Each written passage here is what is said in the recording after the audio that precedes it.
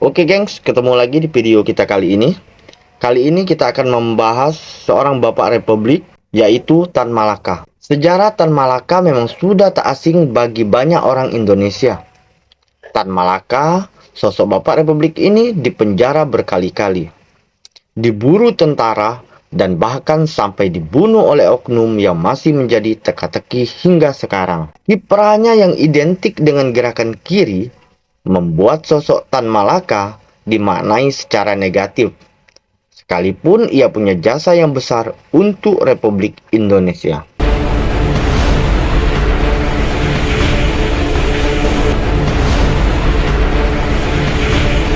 Mengungkap peristiwa dari perspektif berbeda. Tan Malaka adalah salah satu pemuda terbaik yang pernah dimiliki oleh bangsa dan negara Indonesia. Beliau dikenal sebagai tokoh progresif golongan kiri yang ikut dalam berbagai upaya memerdekakan bangsa Indonesia. Pergerakan dan pemikiran Tan Malaka sangat berpengaruh pada upaya-upaya membangun bangsa Indonesia yang merdeka. Salah satu tokoh yang merasa terpengaruh oleh pemikiran Tan Malaka tidak lain adalah Insinyur Soekarno.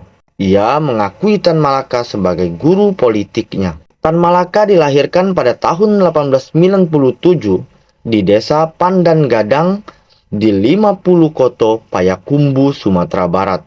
Pria ini lahir dengan nama lengkap Sultan Ibrahim Datuk Tan Malaka dari pasangan Rasat dan ibu bernama Rangkayo Sina, yang merupakan salah satu putri yang disegani di kampungnya. Tan Malaka tumbuh besar dalam suasana beragama yang kuat. Dia mempelajari agama Islam dengan baik, bahkan belajar tafsir Al-Quran. Dan setelahnya, dia menjadi seorang guru muda. Selain itu, Tan Malaka kecil, sebagai bagian dari masyarakat Minangkabau, ikut dalam menjalankan tradisi Minangkabau, yaitu belajar silat. Tan Malaka juga mempunyai kegemaran bermain sepak bola dan bermusik. Kegemarannya terhadap sepak bola kadang memakan waktunya untuk mengaji, sehingga ia sering dimarahi oleh guru mengaji dan ibunya sendiri. Selain pendidikan informal, Tan Malaka juga mengenyam pendidikan formal. Dia pernah bersekolah dasar atau dulu disebut dengan sekolah rakyat di Seuliki. Setelah merampungkan sekolah dasar atas saran dari gurunya, Tan Malaka melanjutkan ke sekolah guru negeri atau Quick School Pordekok yang ada di Bukit Tinggi. Tan Malaka bersekolah dengan 76 siswa lainnya, dan dari sinilah dia mulai belajar bahasa Belanda dan ikut bergabung dalam orkes sekolah. Pada tahun 1913, dia lulus dan mendapat saran dari guru Belandanya untuk melanjutkan ke sekolah Belanda ke Rijksweg School. Pada 10 Januari 1914, Tan Malaka tiba di Belanda untuk melanjutkan studi. Namun dia tidak merasa kerasan dengan kehidupan Belanda.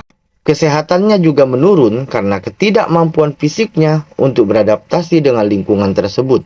Selain itu, harga kos membuatnya kesulitan biaya hidup, sehingga akhirnya dia hanya bertahan selama 3 bulan di tempat itu. Dia kemudian pindah ke tempat yang lebih murah, dan dari sinilah perjalanan barunya dimulai. Selama melanjutkan studi di Belanda, Tan Malaka mulai mengenal paham sosialisme, komunisme, dan kapitalisme demokrasi. Dia membaca beberapa surat kabar seperti The Telegraph, yang merupakan surat kabar berpaham kapitalisme demokrasi yang banyak mengecam Jerman. Di sisi lain, Tan Malaka juga membaca surat kabar dari Partai Sosial Demokrat Belanda, yaitu Het Volk, yang berhaluan sosialisme komunisme. Dari bacaan artikel-artikel inilah, dia seakan dipaksa untuk mengenal ketidakadilan yang terjadi di masyarakat, hingga akhirnya membuatnya tertarik pada pemikiran-pemikiran sosialisme komunisme. Setelah lulus, dia lalu melanjutkan studi untuk mendapatkan akta guru kepala hingga lulus pada tahun 1919 dan pulang ke Indonesia pada tahun yang sama. Dengan berbekal akta pengajar, Tan Malaka menerima tawaran untuk mengajar dari Dr. C.W. Jansen, di mana dia mengajar anak-anak dari kuli perkebunan teh Stenembah Matskapich di Tanjung Morawa, Deli, Sumatera Utara. Dia mulai bermukim di sana sejak akhir tahun 1919 dan mengajar bahasa Melayu pada anak-anak kuli pada awal tahun 1920. Pekerjaannya bertahan sekitar setahun di sana. Selama mengajar, dia bisa merasakan banyaknya ketimpangan yang diterima oleh bangsanya. Dia kemudian memutuskan untuk mengaplikasikan ilmu-ilmu sosialisme komunisme yang didapatnya untuk mengentaskan rakyat dari penindasan dan penghisapan penjajah. Akhirnya, dia tidak mau lagi untuk menerima gaji dari korporasi di Tanjung Morawa. Pada tahun 1921, Tan Malaka memutuskan untuk pergi dari Sumatera dan menuju ke Pulau Jawa. Di Jawa inilah dia bertemu dengan beberapa tokoh pergerakan rakyat seperti Cokro Aminoto, Semaun, dan Darsono. Setelah bertemu dengan tokoh-tokoh itulah, Tan Malaka mulai banyak melakukan gerak untuk membela dan mengangkat martabat bangsanya yang tertindas. Perpindahannya ke Jawa inilah yang menjadi momen dari kebangkitan Tan Malaka sebagai salah satu tokoh komunis Hindia Belanda. Di Semarang, dia bergabung dengan Sarekat Islam cabang tersebut. Sebagai seorang guru, dia mencoba mendorong orang-orang untuk mendapatkan pendidikan. Oleh karena itu, pada tahun 1920-an, dia membangun sebuah sekolah untuk anak-anak anggota Sarekat Islam. Ruang rapat Sarekat Islam disulapnya menjadi sebuah sekolah alternatif yang ramai didatangi untuk aktivitas belajar mengajar. Baru dibuka beberapa hari, murid Tan Malaka di sekolah tersebut mencapai 50 orang anak.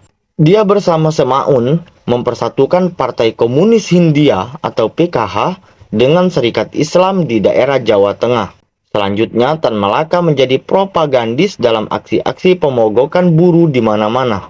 Pada tahun 1921 ini, dia bahkan diangkat menjadi ketua PKH menggantikan Semaun yang lebih dulu diasingkan ke Belanda pada tahun 1922. Namun geraknya ini membuat pemerintah Hindia Belanda mengkhawatirkannya sebagai ancaman baru yang berbahaya. Itulah sebabnya dia akhirnya ditangkap dan dibuang ke luar negeri. Masa pembuangan di Belanda itu dimanfaatkan Tan Malaka untuk mengunjungi berbagai wilayah di dunia. Dia pergi ke Berlin, Jerman, bahkan dia mengikuti pendidikan Partai Komunis di Moskow. Lalu pada tahun 1922, dia pergi ke Rusia dan menjadi penulis buku di sana. Pada tahun 1923, dia berpindah ke Cina dan sempat bertemu dengan salah satu revolusioner besar Asia, yakni Sun Yat-sen. Pada tahun 1936, dia mendirikan sekolah dan menjadi pengajar di Cina. Selama penjelajahannya di berbagai negara, Tan Malaka sempat membentuk sebuah partai bernama Partai Republik Indonesia atau PARI pada tahun 1927 yang berpusat di Bangkok, Thailand. Namun karena PARI sangat menerapkan paham-paham dan nilai-nilai komunis, Tan Malaka akhirnya ditangkap di Hong Kong. Dan kemudian PARI dibubarkan agar tidak menjadi biang pemberontakan-pemberontakan yang terjadi di wilayah kolonial. Bukan hanya Cina, dia juga berkesempatan mengunjungi banyak tempat seperti Filipina, Amoy, Birma, Singapura, hingga terakhir di Penang. Setelah Belanda kalah dari Jepang, barulah Tan Malaka bisa merasakan angin yang lebih segar dan bisa pulang ke Indonesia. Dia melakukan pelayaran dari Jazirah Malaya, lalu menyeberang ke Sumatera. Sesampainya di Lampung, Tan Malaka langsung pergi lagi menuju ke Jawa. Daerah Jawa pertama yang dia datangi yaitu Banten. Dari Banten dia lalu pergi ke Jakarta. Dia menginap di daerah Rawa, dekat pabrik sepatu Kalibata. Akan tetapi ketika di sana Tan Malaka tidak banyak melakukan kegiatan. Sejak tahun 1942 hingga 1943, dia menghabiskan waktunya untuk menyelami kehidupan rakyat jelata yang menjadi buruh atau pedagang makanan di pinggiran Jakarta. Dari situlah Tan Malaka menulis karya besar yang kini dikenal dengan judul Madilog atau Materialisme, Dialektika, dan Logika. Di tempat tinggalnya di daerah Rawajati, Kalibata, Jakarta. Buku ini merupakan pokok-pokok pikiran yang dapat dia pahami dan menjadi intisari paham sosialisme komunisme yang dianutnya. Setelah itu dia memilih bekerja pada sebuah kantor yang mengurusi urusan Romusa. Setelah mendapatkan saran dari Purba Caraka, Tan Malaka mendatangi kantor urusan sosial di Tanah Abang. Di sana dia mendapatkan pekerjaan dengan nama samaran Ilyas Hussein. Di sana dia menjadi seorang juru tulis di sebuah tambang batu bara di daerah Baya Kozan atau Banten. Karena melihat keadaan para pekerja yang bekerja Romusa sangat mengenaskan, Tan Malaka sering menyisihkan sebagian gajinya untuk membeli makanan, lalu memberikannya kepada para pekerja yang hanya mendapatkan gaji kecil. Selain itu, dia juga membuka lahan sayur untuk para Romusa agar mereka tidak lagi kekurangan makanan. Oleh karena kebaikan hatinya itu, masyarakat Bayah menerimanya dan memperhitungkannya. Sebelum proklamasi, Tan Malaka menjadi utusan dari Banten untuk mewakili pemuda Banten ke Jakarta dalam menghadiri pertemuan untuk merancang kemerdekaan Indonesia. Di Jakarta, Tan Malaka bertemu dengan beberapa tokoh muda progresif seperti Sukarni, B.M. Diah, dan Khairul Saleh. Selain itu, dia juga bertemu dengan banyak pemuda lain seperti Wikana yang mengawal proklamasi kemerdekaan Indonesia di rumah Ahmad Subarjo, yang ketika masa pendudukan Jepang menjadi kantor pengurus asrama Indonesia Merdeka. Pada setiap kesempatan itulah, Tan Malaka menyemangati para pemuda untuk merebut kemerdekaan dari tangan penjajah seperti Jepang. Kemerdekaan haruslah dijemput bukan ditunggu atau diberikan oleh penjajah Jepang.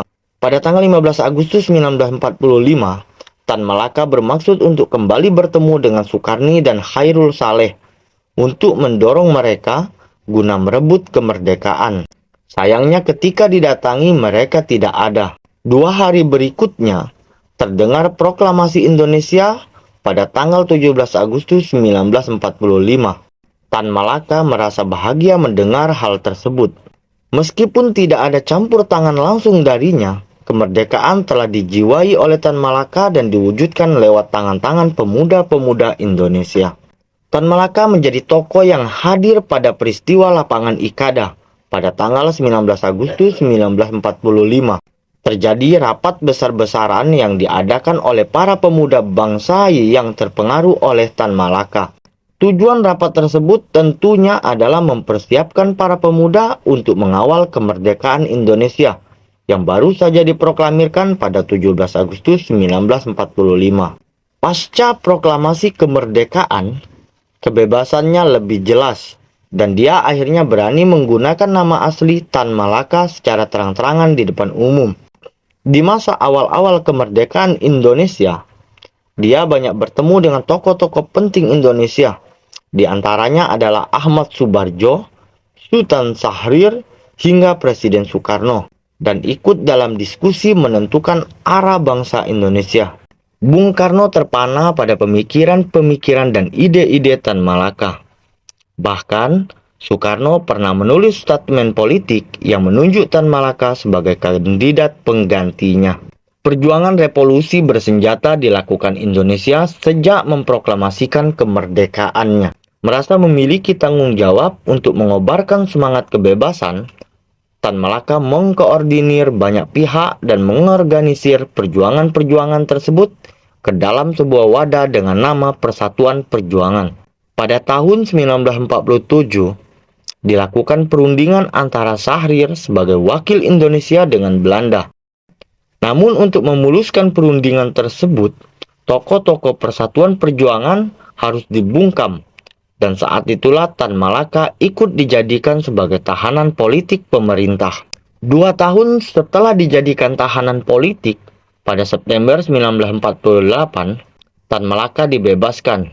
Dia lalu mendirikan Partai Murba pada 7 November 1948. Bersama partainya ini, dia mencoba mengingatkan pemerintah akan kemungkinan adanya serangan umum.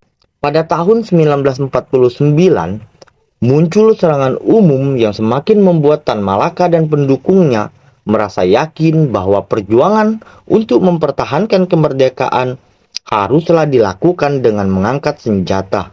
Pada tahun 1949, ketika Belanda menyerang Kediri, Tan Malaka bersama dengan banyak gerilyawan yang lainnya berjuang di daerah Sungai Berantas di desa Geringging. Di Kediri pada 21 Februari 1949, Itulah ketika Tan Malaka harus meregang nyawa setelah berjuang dengan sekuat tenaga di tangan militer.